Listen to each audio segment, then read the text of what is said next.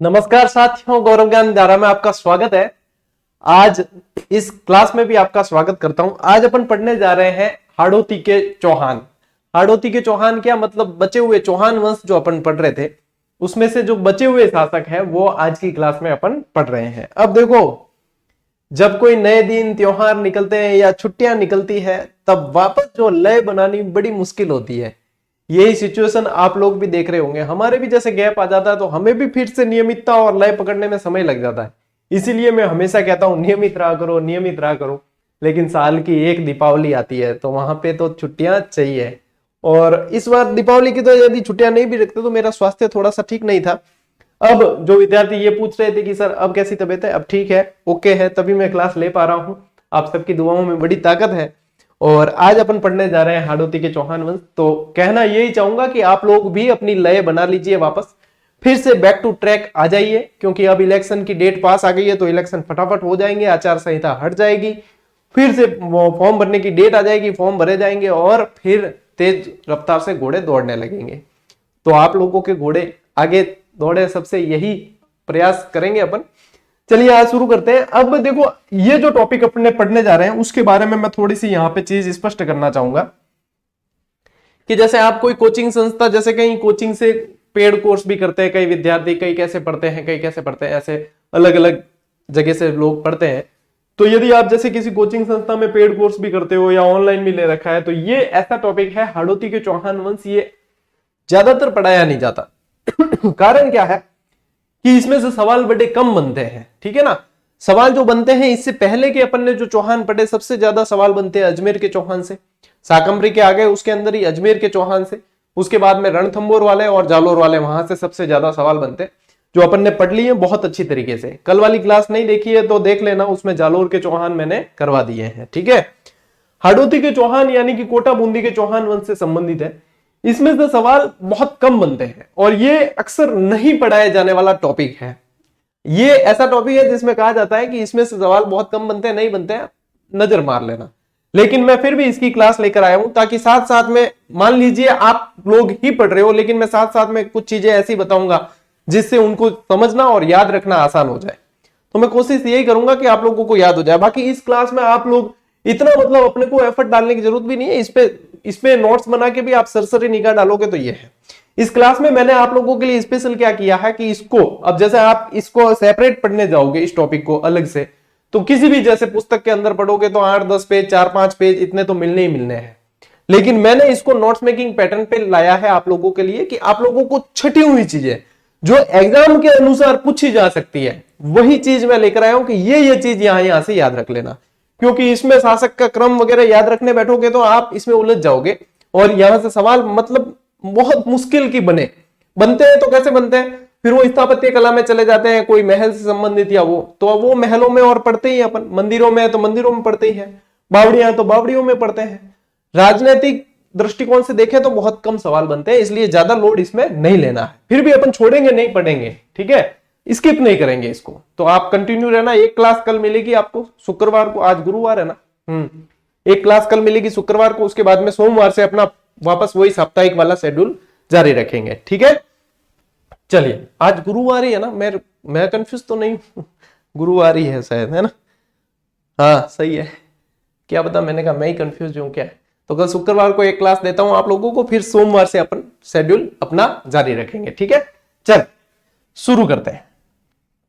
सबसे पहले अपन नाडोल के शासक जो है, अब देखो नाडोल के शासक में ये 4 लाइनें ही आप लोगों को पढ़नी है। तो नाडोल के शासक जो है उनको अपन पढ़ लेते हैं थोड़ा सा कि हाँ यहां से सवाल बने, बहुत रेयर चांस है कि बने। बार बार कह रहा हूं क्योंकि ये अनुभव कह रहा है, ये मैं नहीं, ये मेरा अनुभव कह रहा है। बहुत सारे पेपर देख लिए, बहुत सारे कंपटीशन हम भी दे चुके हैं और बहुत सारे बच्चों को कंपटीशन दिलवा के पहुंचा दिए, तो खूब सारे देख लिए।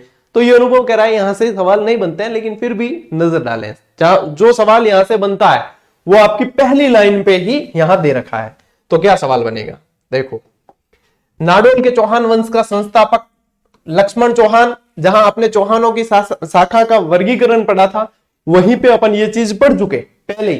क्या शाकंभरी के चौहान से, वासुदेव से शुरू करके अपन ने सब कुछ इसमें पढ़ लिया था। तो मैंने बताया था आप लोगों को नाडोल याद रखना है तो अंतिम अक्षर ल से ही आपको ध्यान रखना है नाडोल के अंदर। यहां से ही ध्यान रखोगे कि लक्ष्मण चौहान आपको ध्यान रखना है, ठीक है। तो नाडोल के लक्ष्मण चौहान, ये सबसे इंपॉर्टेंट इसमें से यही सवाल है कि ये बनता है, ठीक है। इस लक्ष्मण चौहान को लाखन जी के नाम से भी जान लेते थे, ठीक है, लाखन जी भी कह दिया करते। अब देखो मारवाड़ी, मैं ज्यादातर मारवाड़ी क्या करूं, मारवाड़ी को यानी कि यूं समझ लेना राजस्थानी, क्योंकि अपन कहा है राजस्थान में रहते हैं। राजस्थानी यानी किन की उपनाम किनो हुई, ठीक है। तो लक्ष्मण जी के लखन जी, ठीक है, लाखन जी यूं कह देता, तो लक्ष्मण या लाखन जी कह दे या लखन सी भी कह सकते हैं। तो ये एक ही व्यक्ति है, नाडोल के चौहान शाखा का संस्थापक। आई बात समझ, ठीक है। लक्ष्मण चौहान शाकंभरी के वाकपति राजदित्य का पुत्र था। बहुत रेयर चांस की पूछे, लेकिन फिर भी आप लोग जब पढ़ रहे हो, आप लोग क्रम से चल रहे हो, तो आप लोगों के पास में नोट्स मेकिंग पैटर्न में ये चीज आप लोगों के पास उपलब्ध हो कि हाँ चलिए हमारे पास में पर्याप्त मैटर है कम से कम, है ना। चलिए, इसने नाडोल के चावड़ा राजपूत, नाडोल को जो है चावड़ा राजपूतों से जीता था। चावड़ा राजपूत थे, चावड़ा राजपूत जो थे अपने यहाँ पे, ये समझ सकते हो आपकी गोडवाड़ वाला क्षेत्र है, पश्चिमी राजस्थान वाला क्षेत्र है, यहाँ पे थे। सिरोही के साइड में भी यहाँ पे थे।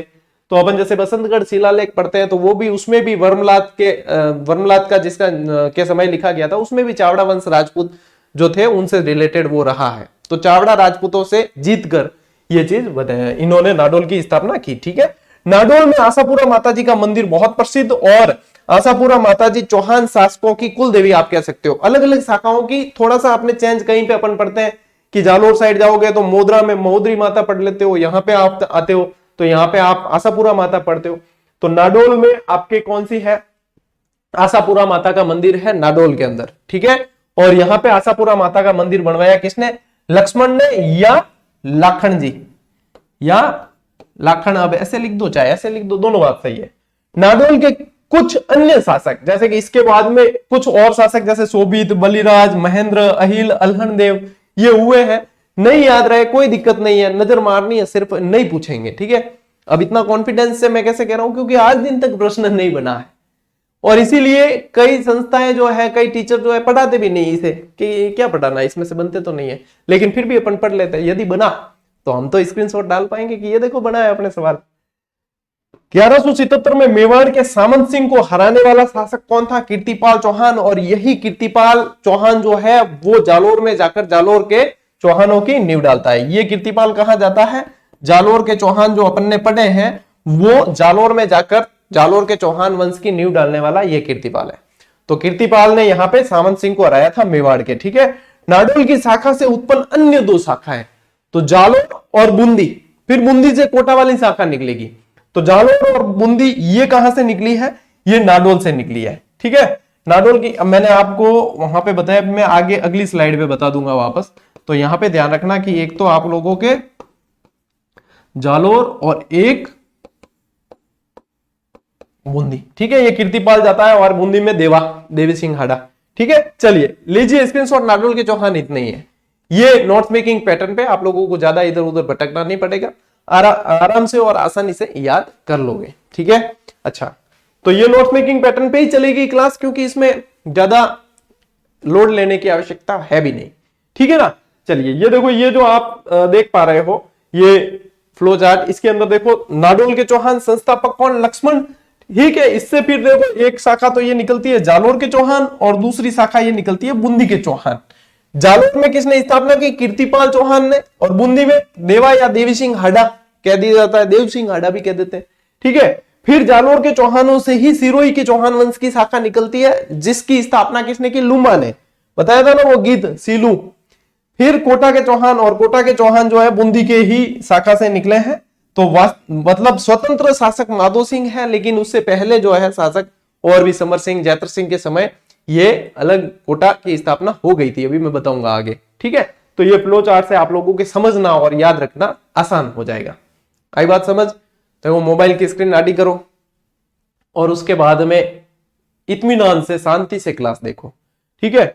मैं चाहता तो आप लोगों को कह देता कि इसमें क्या है पढ़ने का, मैं तो दूसरा वंश स्टार्ट कर लेता, यहाँ पे गुहिल कर लेता या मारवाड़ के कर लेता, लेकिन मैंने कहा ये क्लास दे देता हूं आपको, ताकि आप लोगों के मन में ये डाउट नहीं रहे, ये मन में शंका नहीं रहे कि हमारा में हाड़ौती के चौहान तो हुए ही नहीं सर, उसमें से सवाल आ गया तो हम क्या करेंगे। इसलिए दे रहा हूं, इसलिए बातचीत नहीं करनी क्लास के अंदर, ठीक है। नए दिन निकल गए शांति से, कोई बात नहीं, अच्छी बात है, नए दिन निकल गए, लेकिन आप लोगों के नए दिन तो तभी आएंगे जब आप लोगों के पास में नौकरी होगी। आप लोगों की जेब गर्म होगी तभी, और जेब गर्म है तो हर दिन नया दिन है। ठीक है, इसलिए बातचीत नहीं, सिर्फ क्लास पे फोकस करना है। मोबाइल की स्क्रीन आड़ी कर दो, कौन क्या कह रहा है कोई मतलब नहीं है, सिर्फ मैं कह रहा हूं उससे मतलब। ठीक है, हाडोती के चौहान। अब ये नाम क्यों पड़ा, क्योंकि यहाँ पे हाडावंशी चौहान थे। कौन थे? हाडा चौहान थे, हाडा चौहान। अब यदि आप राजस्थान का नक्शा देखते हो तो राजस्थान के नक्शे में ये साइड वाला जो पतंग के जैसे यहाँ पे निकलता है, और ये मालवा के पठार का जो हिस्सा है आपका यहाँ पे हाडोती का पठार, वो वाला क्षेत्र है, यानी कि बाबू जाको, बारा, बूंदी, कोटा, झालावाड़। ठीक है, तो वो वाला जो क्षेत्र है वो ही आपके हाडोती क्षेत्र कहलाता है। और वहां पे अपने राजस्थान का ये कौन सा एरिया हो गया? दक्षिण पूर्वी एरिया हो गया, दक्षिण पूर्वी एरिया जो है वो वाला। ठीक है ना, ये दिशा हो गई। चलिए, हाडोती के चौहानों का प्रारंभ बूंदी के चौहान वंश से होता है, यानी कि कोटा वाले पहले नहीं आए हैं। कोटा वाले तो छुट भई थे, यानी छोटे भैया थे। बड़े भैया कौन थे? बूंदी वाले थे। बस से बूंदी, बस से बड़े भैया। ठीक है, ऐसे याद रखना, तब आपको याद रहेगा कि बूंदी पहले स्थापित हुआ, उसके बाद कोटा। और ये कोटा और बूंदी यानी हाडोती के चौहान जो थे ये मेवाड़ के अधीन थे पहले। कहां थे? मेवाड़ के अधीन। ठीक है, ये भी ध्यान रखना, मेवाड़ के अधीन थे। ठीक, चलिए, ये इंपॉर्टेंट पॉइंट है। चलिए आइए आगे। बूंदी के चौहान वंश से ही कोटा के चौहान वंश की शाखा निकलती है, यानी ये छोटे भाई थे, ये समझ लो, यहां से निकलेगी तो ये छोटे भाई थे, बूंदी से निकली है तो ठीक है। चौहानों से पहले हाडोती पर मीणाओं का शासन था, मीणाओं का अधिकार था। हाडोती वाला जो क्षेत्र है यहाँ पे, जैसे कि अपन पढ़ते हैं बूंदा मीणा, ठीक है, कोटिया भील, तो कोटिया भीलों की एक शाखा थी, वो यहाँ पे शासन करते थे। बाद में जो है ये देखो, चौहानों की मूल जो शाखा है वो तो कहां से निकली है? शाकंभरी सांबर से। फिर ये अलग अलग क्षेत्रों में फैले हैं। तो यहाँ पे इस स्लाइड में आप लोगों को समझ में आ गया है कि ये चीज ऐसे है। ठीक है, आगे बात समझ। चलिए बढ़ते हैं आगे, पहले ले लीजिए स्क्रीनशॉट। आओ भाई, अब आते हैं अपन बूंदी के चौहान, यानी हाडोती के चौहान पढ़ रहे हैं तो अपने को दो चीजें स्पष्ट दिमाग में रखनी है कि बूंदी के चौहान पढ़ने और कोटा के पढ़ने। उसमें से भी मैं बता दूं आपको 80% बूंदी के चौहान पढ़ने, 20% कोटा के चौहान। सबसे ज्यादा जो सवाल बनते हैं वो बूंदी के चौहानों से बनते हैं, यदि यहां से बनेंगे तो। ठीक है, चलिए एक एक चीज बढ़िया तरीके से नोट्स मेकिंग पैटर्न पे ही है, मतलब अच्छे तरीके से याद हो जाएंगे आप लोगों को। इतना मतलब वो बोदरिंग नहीं होगी कि याद कैसे करेंगे। ठीक है, इतिहास भी इजी हो गया, यूं समझ लो। तो बूंदी के चौहान शाखा के संस्थापक कौन थे? देव सिंह हाडा या देवा। ठीक है, या क्या कहते थे इनका नाम, या और किस नाम से? देवा। अब देवा ओ देवा, गणपति देवा कहते हैं, देवा ओ देवा, गणपति देवा। ठीक है, तो गणपति देवा के चढ़ती क्या है? मिठाई। मिठाई किसकी? बूंदी के लड्डू। ठीक है, तो ये बूंदी, तो बूंदी देवा। किसने स्थापना की? बूंदी की, बूंदी के चौहानों की, देवा ने की। ठीक है, देवा ओ देवा, गणपति देवा, याद करा देवा। देव सिंह हाडा के बाद शासक कौन बना है? समर सिंह बना है। देव सिंह हाडा के बाद कौन बनता है? तो ध्यान रखना कि देवों ने बाद में क्या किया, देवा ने क्या किया? समर किया है, यानी कि बाद में समर सिंह शासक बनता है। अब देखो, समर सिंह ने कोटिया के भीलों को हराकर, यहाँ पे मतलब कोटिया कोई स्पेशल भील नहीं था, एक भील नहीं था, कोटिया एक शाखा थी पूरी की पूरी। ठीक है, कई जने इसे एक ही समझ लेते हैं कोटिया भीलों को, यानी कि ये क्या थी? भीलों की एक शाखा थी। ठीक है, कई पुस्तकों में ऐसे ही लिखा था कि कोटिया भील को हराकर। कोटिया एक भील नहीं था, कोटिया एक शाखा थी भीलों की। इन कोटिया भीलों को हराकर, और हराया भी किसने? समर सिंह का पुत्र था। समर सिंह का पुत्र था जैत्र सिंह, या जिसे कहा गया जैतसी। ठीक है, अब जैत्र सिंह आपको चित्तौड़ में पढ़ोगे वो अलग है, ठीक है, और भी कहीं पढ़ते हो वो अलग है, यहां वाला अलग है। तो वैसे हराने वाला कौन था? समर सिंह का पुत्र था, जिसका नाम क्या था? जैत्र सिंह, या कह दिया गया इसको जैतसी। ठीक है, इस जैतसी ने यहाँ पे कोटा के अंदर, कोटा को मतलब कोटिया भीलों को हराकर और यहाँ पे शाखा की स्थापना की थी। अब इस समय ही हो गया, यहाँ पे कोटा जो है इनसे अलग हो जाता है यहाँ। तो कोटिया भीलों को हराकर कोटा पर अधिकार कर लिया था। बलबन और अलाउद्दीन से संघर्ष किया, किसने? समर सिंह ने किया। ठीक है, एक नई गाड़ियां जो लेते हैं ना, नई गाड़ियां अपन लेते हैं जैसे 4 व्हीलर वगैरह लेते हैं, तो उसमें एबीएस सिस्टम आता है। क्या सिस्टम आता है? एबीएस। गाड़ियों की बात कैसे हो रही, कभी लो तो ध्यान रखना, एबीएस सिस्टम होता है, जिसको वो बोलते हैं एंटी ब्रेकिंग सिस्टम, जो गाड़ी स्किड करने से रोकती है। ठीक है ना, जैसे ब्रेक लगाते हैं, एकदम से कोई सामने आ गया, ब्रेक लगा दिया तो गाड़ी स्किड करती है, यानी खींचती है, घिसके जाके आखिर में बिट जाती है। ये एबीएस सिस्टम होता है जो ब्रेक छूट छूट के लगता है और गाड़ी जो है वहीं पे चिपक जाती है जहां ब्रेक लगाते हैं वो, तो वो स्किट नहीं करती। ये एबीएस सिस्टम क्या है, अलाउद्दीन बलबन और समर सिंह। ठीक है, आप लोगों को यहां से इस एबीएस से ये ध्यान रखना है, अलाउद्दीन बलबन और समर सिंह, यानी एबी के समय एस था, समर सिंह था। ठीक है, बलबन और अलाउद्दीन से संघर्ष किया किसने, समर सिंह ने। ठीक, बात समझ आ गई। अब देखो समर सिंह के बाद जो शासक बनता है वो बनता है नापूजी। अब देखो यहां पे आपको नापूजी, हल्लूजी ऐसे नाम मिलेंगे, यहां पे ऐसे नाम मिलेंगे, क्योंकि यहां पे ये सवाल यदि बने तो बनेंगे भी इसी नाम से बनेंगे। ठीक है, बनेंगे भी इसी नाम से बनेंगे। तो नापूजी, इसके बाद में समर सिंह के बाद में नापूजी। अन्य नाम नरपाल सिंह, वैसे नाम क्या है नरपाल सिंह, लेकिन प्रेम कह दिया नापसा, नपसा कहते हैं।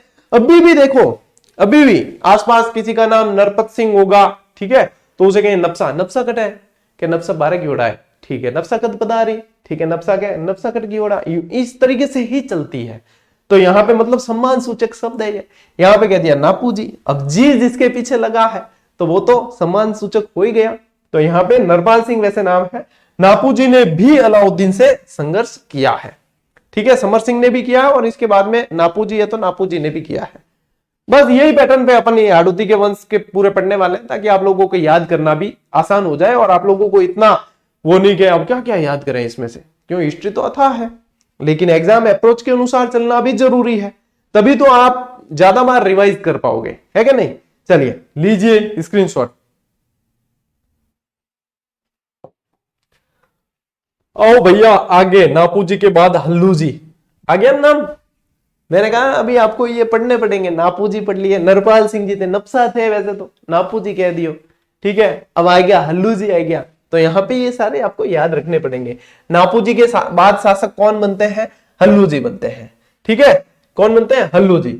हल्लूजी के बाद बनते हैं वीर सिंह, जिन्हें बर सिंह के नाम से भी जाना जाता है, और ये वही बर सिंह है जो 1354 में बूंदी किले की जो निर्माण करवाते हैं। बूंदी का जो तारागढ़ दुर्ग है, तारागढ़ नाम तो बाद में पड़ा है, ठीक है, लेकिन तारागढ़ का निर्माण कौन करवाते हैं, बर सिंह करवाता है ना, तो ये वही बर सिंह है जिसे वीर सिंह या बर सिंह भी कहा जाता है। बर सिंह ने अपने कार्यकाल में ऐसा कोई ज्यादा विशेष कुछ किया नहीं है, लेकिन बर सिंह के दो पुत्र पढ़ने में और आते हैं, मैं बता देता हूं। एक तो समर सिंह और एक अमर सिंह, जिनको जो है कैद करके इस्लाम मुस्लिम शासक जो है अपने साथ लेकर जाते हैं, और इनका नाम अमरकंदी और समरकंदी रखते थे। नहीं पूछेंगे, बता देता हूं फिर भी, ठीक है। चलिए, तो बूंदी, बर सिंह ने बूंदी किले का निर्माण करवाया, तारागढ़। ठीक है, चलिए आगे आइए। राणा सांगा की पत्नी हाडी रानी, जिन्हें किस नाम से जाना जाता है, हाडी रानी। अब देखो यह हाडी रानी है विक्रमादित्य के समय, जब मेवाड़ पे संकट के बादल आते हैं, अपन मेवाड़ में पढ़ेंगे भी वैसे, उस समय जो है विक्रमादित्य और उदय सिंह को जैसे वहां से ननियाल भेजते तो यहाँ बूंदी भेजा जाता है, तो ये ननियाल था। तो हाडी रानी यहाँ के हाडा शासक नर्मद की पुत्री थी। किसकी पुत्री थी, नर्मद की। बस टू द पॉइंट याद रखना है कि नर्मद की पुत्री थी। ठीक है, हाडी रानी जो किसकी, राणा सांगा की पत्नी थी। मुगल बादशाह अकबर के समय हाडा शासक कौन था, राव सुरजन हाडा। और यहां पे आप इसके इंपॉर्टेंट लगा देना, राव सुरजन हाडा इससे पहले जो है रणथंबोर दुर्ग पे अधिकार कर लेता है। 1569 के अंदर जब अकबर रणथंबोर दुर्ग पे आक्रमण करता है, तब सुरजन हाडा अकबर की अधीनता स्वीकार कर लेता है।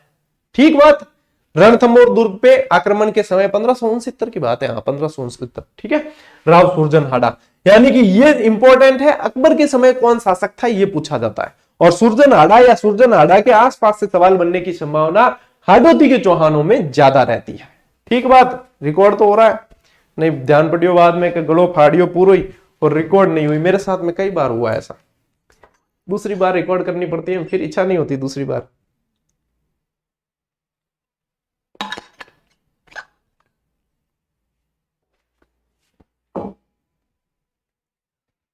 चलिए कहां थे, सुरजन हाडा, रणथंबोर दुर्ग वाला थोड़ा सा याद रख लेना, कहीं पे पॉइंट ऐसे लगा देना यहाँ पे। ठीक है, जैसे मैं बोलता हूं ना, कई बार मैं लिखता नहीं हूं, कई बार कोई बात नहीं, जो एक्टिव है वो मेरे बोले हुए भी लिख लेते हैं। मैं तो कई बार कहता हूं मैं आलसी हूं, मैं बोर्ड पे बहुत कम लिखता हूं और बोल के ज्यादा बता देता हूं। मुझे पता नहीं क्यों स्टार्ट से जब से मैं क्लास लेता हूं, मुझे यहां से लगा कि यहां तक बोर्ड पे पूरा लिखना मतलब लगता ही नहीं, अनकंफर्टेबल लगता है, क्या लिखना पूरा यहां से यहां तक। ठीक है, ये समझाना और स्टूडेंट को याद करवाना, इस पे मैं फोकस करता हूं ज्यादातर। और आप लोगों का प्रेम भी इसी कारण है कि यहां से मैं पढ़ाना शुरू करूंगा और यहां तक आऊंगा तो उस स्लाइड को पूरी की पूरी स्टूडेंट को याद करवा दूं, ये प्रयास मेरा रहता है। ठीक बात। चलिए, जो इसे समझते हैं वो बढ़िया तरीके से जुड़े रहे हैं। आने वाले समय में आप लोगों का सिलेक्शन है, देख लेना। नहीं समझते हैं वो बाद में जुड़ेंगे, आखिर में जुड़ना तो है, ऑप्शन कोई है नहीं है, आखिर में जुड़ना है, लेकिन वो बाद में जुड़ेंगे, घूम फिर के आएंगे फिर के। हाँ, सार तो यही था। ठीक, चलिए। सूरजनहाड़ा के समय बूंदी मेवाड़ के प्रभाव से मुक्त हुआ। मोस्ट इंपॉर्टेंट लाइन फिर से, सूरजनहाड़ा पूरा ही मोस्ट इंपॉर्टेंट कर देना, ठीक है। सूरजनहाड़ा के समय बूंदी, देखो पहले मैंने आपको स्टार्ट में ही बता दिया था क्या हाड़ौती यानी कि बूंदी, अब कोटा भी आ गया इसके अंदर ही, ये मेवाड़ के अधीन था। किसके समय अलग हुआ ये भी पूछे तो सूरजनहाड़ा के समय, ठीक है। अब देखो सूरजनहाड़ा और अकबर की थोड़ी सी बातें पढ़ते हैं और यहां से सवाल बनते हैं, ठीक है। 1569 में अकबर की अधीनता स्वीकार की, कब की? जब रणथंभौर दुर्ग पे आक्रमण किया। अकबर द्वारा राव राजा की उपाधि दी गई और मनरूड़ और गढ़कटंगा की जागीर दी गई, ठीक है। गढ़कटंगा की जागीर दी गई, तो राव राजा की उपाधि अकबर ने किसे दी ये पूछ सकते हैं, बूंदी के किस शासक को या किस हाड़ा शासक को? तो फिर आपको क्या ध्यान रखना है, राव सूरजनहाड़ा, ठीक है। और 5000 का मनसब भी दिया। मनसबदारी प्रथा होती थी, मनसब तो आप समझते होंगे, या बिल्कुल कोई प्रेशर है तो ये समझ लेना कि मनसब एक तरीके की, जो समझ लो कि सैनिकों की फौज होती थी, आसान शब्दों में। ऐसे मनसबदारी यदि समझोगे तो पूरी क्लास पूरा सेशन लगता है। आसान शब्दों में ये समझो कि 5000 की मनसब है, यानी कि कुछ तो होंगे घुड़सवार और कुछ होंगे पैदल सैनिक, टोटल संख्या 5000 है। इस सैनिक का ये मालिक है यानी सेनापति। तो 5000 का मनसब एक तरीके की, मतलब क्या है, आप कह सकते हो किसी का मान बढ़ाने के लिए दी जाता है कि किसके पास में कितना मनसब है, उसका उतना ओहदा है। तो 5000 का मनसब दिया गया। 1578 में कवि चंद्रशेखर, क्योंकि ये सूरजनहाड़ा बाद में चला जाता है बनारस, वाराणसी, ठीक है। तो ये जो है 1578 में यहाँ ये कवि चंद्रशेखर है ना, ये बनारस का ही था। तो बनारस के कवि चंद्रशेखर से ये निवेदन करता है और उसके बाद में कवि चंद्रशेखर जो है सूर्जन चरित्र की रचना करता है। तो ये पूछे सूर्जन चरित्र की रचना किसने की, तो कवि चंद्रशेखर ने की। कहां की, तो बनारस में की। राव सूरजनहाड़ा का अंतिम समय कहां निकला, बनारस में निकला। और मृत्यु भी राव सूरजनहाड़ा की कहां होती है, बनारस में होती है, ठीक है। आई बात समझ में? लिख लेना, पॉइंट लगा के लिख लेना ये चीजें जो बताई है अंत में, ठीक बात है। चलिए लीजिए स्क्रीनशॉट, बढ़ते हैं आगे।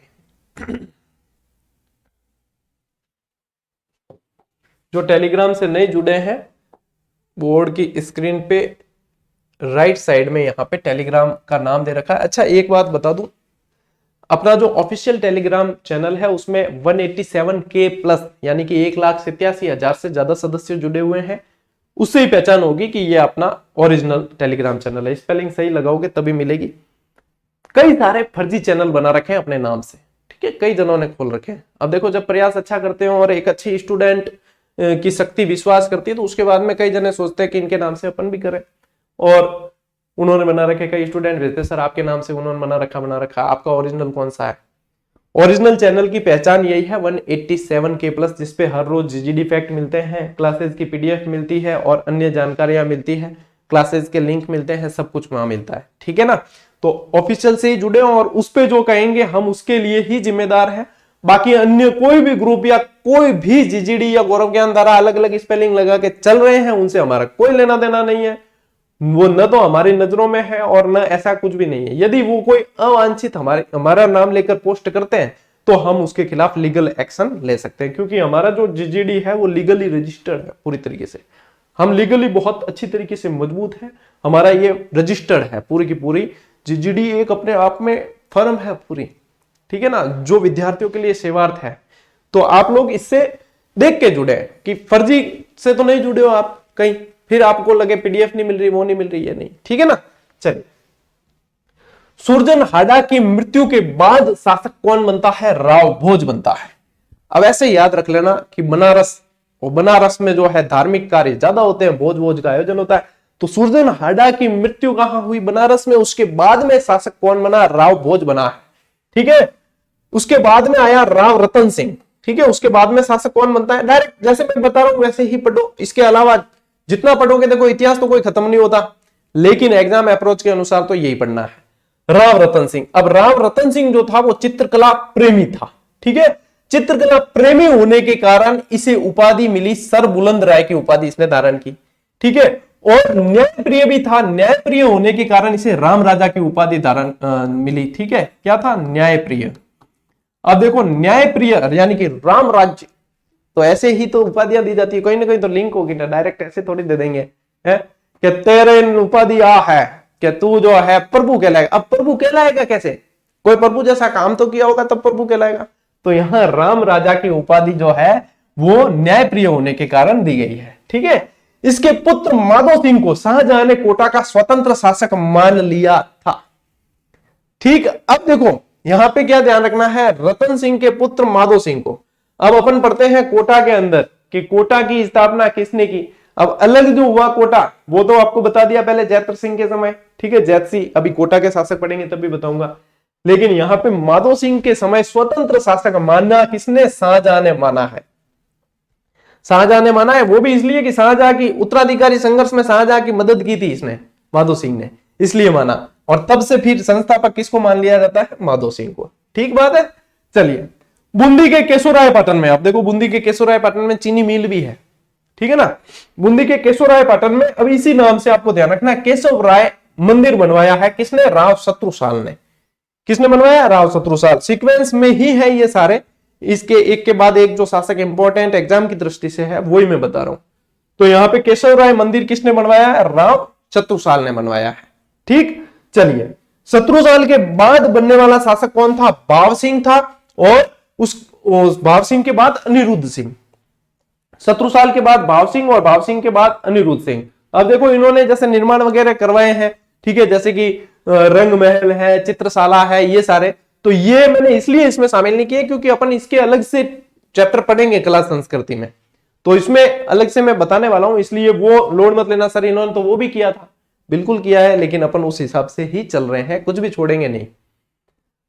देखो हाडो ले डुबियो गणगौर, ये यहां उक्ति प्रसिद्ध हो गई थी। कारण क्या था? हाडो यानी कि हाडावंशी कोई शासक है, ठीक है, राजकुमार था।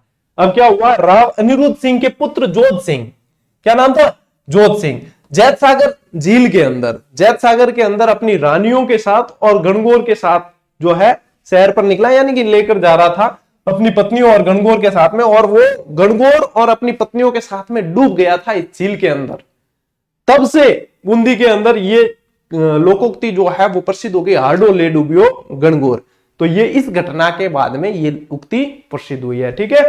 तो ये उक्ति यहां पे विख्यात हो गई, किस कारण हुई? तो ये कौन डूबा? तो ये किसका पुत्र? तो ये, ठीक है।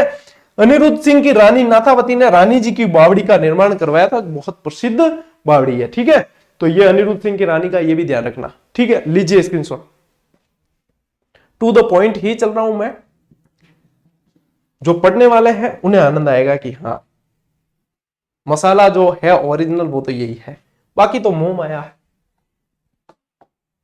ठीक है। चलिए अब देखो बूंदी का शासक जिसे मुगल शासक बहादुर शाह ने महाराव राणा की उपाधि दी, देगा क्यों? क्यों देगा? मुगल शासक कोई उपाधि देगा तो या तो उसको कोई ना कोई फायदा पहुंचा है या राजा बनने में उसको मदद हुई है। तो यही है, उत्तराधिकारी संघर्ष में सहायता करने के कारण ही ये जो है महाराव राणा की उपाधि दी किसे?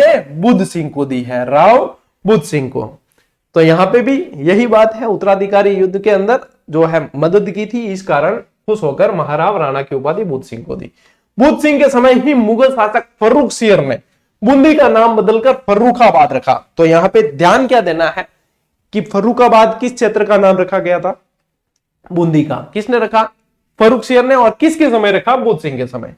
बुद्ध सिंह की प्रसिद्ध रचना नेहतरंग बहुत बार पूछी गई और मोस्ट इंपॉर्टेंट मोस्ट इंपॉर्टेंट है, नेहतरंग बहुत बार पूछी गई है, ठीक है। बुद्ध सिंह की रचना है प्रसिद्ध। अब देखो इसके अलावा मराठों का प्रवेश होता है बुद्ध सिंह के समय। अब बुद्ध सिंह हो गया था इस समय बुजुर्ग, बुद्ध सिंह बुजुर्ग हो गया।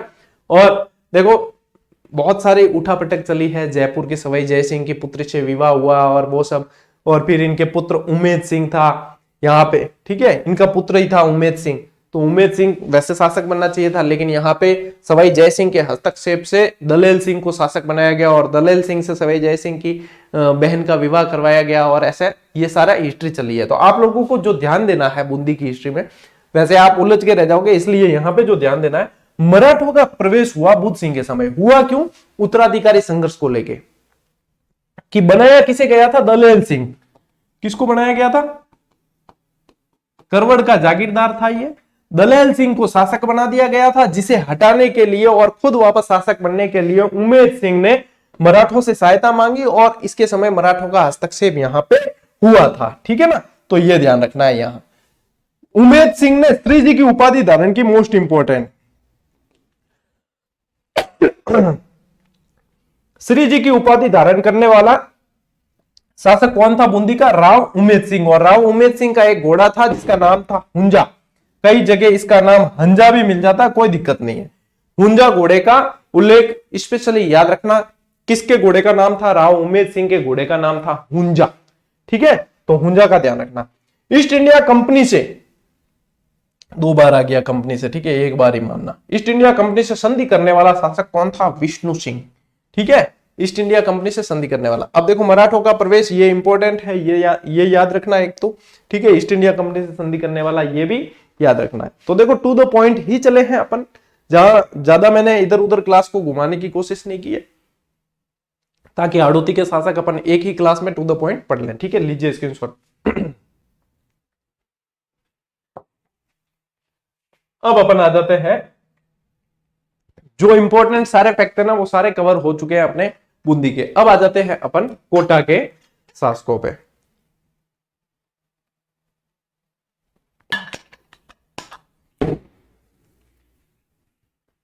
सबसे पहली चीज यही है, मैंने आपको स्टार्ट में बता दिया था कि कोटिया भीलों को, इसीलिए भीलों को लिखा है, ठीक है ना, क्योंकि एक शाखा थी, मैंने आपको बता दिया। कोटिया भीलों को हराकर यहाँ पे अधिकार करने वाला शासक, हाड़ा शासक कौन था?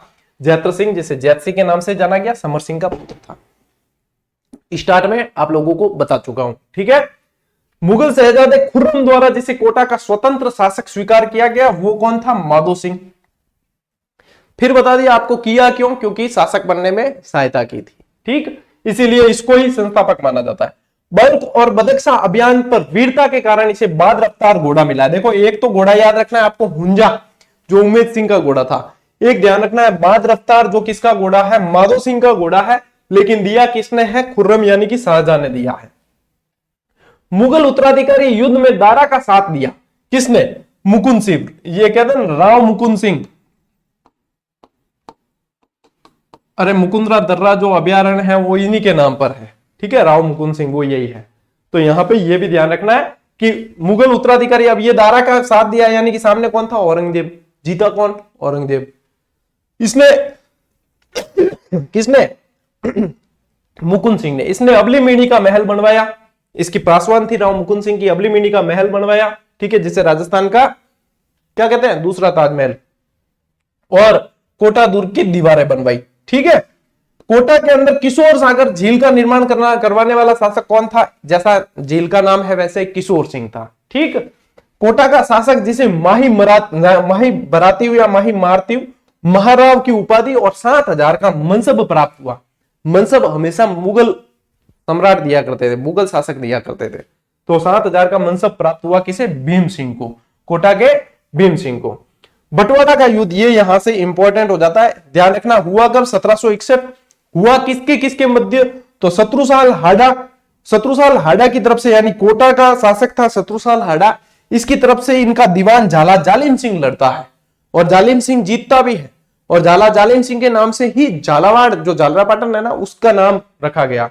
तो यहां से जीतता कौन है? झाला जालिम सिंह। और ये माधो सिंह जयपुर वाला इनके मध्य होता है, विजयी होता है ये बंटवारा के युद्ध के अंदर। ठीक है, 1837 के अंदर कोटा से 17 परगने अलग कर नया राज्य झालावाड़ बनाते हैं। किसके समय? राम सिंह द्वितीय के समय।